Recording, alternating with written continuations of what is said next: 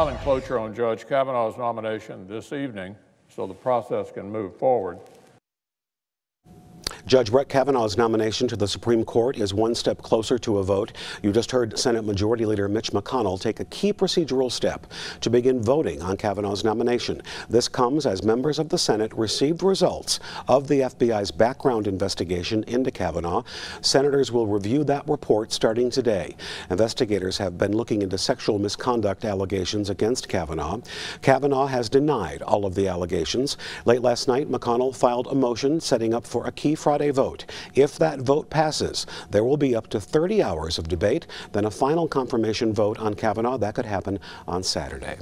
A horrific day for law enforcement. That is what authorities in South Carolina are calling yesterday's shooting, where an officer was killed and 6 others were hurt. A suspect is in custody right now. John Lawrence reports.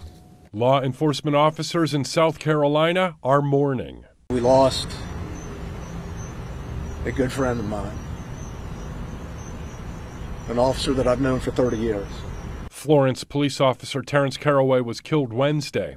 Sheriff's deputies were executing a search warrant when authorities say a man started firing, then blocked himself inside a house. Police officers were shot as they came to help. The way the suspect was positioned, his view of fire was several hundred yards, so he had an advantage. 3 other officers and 3 deputies were injured during a 2-hour standoff. These officers went there unknowing the firepower this suspect had. The suspect was taken into custody shortly afterward. Earlier this year, Officer Caraway was honored for serving the department for 30 years.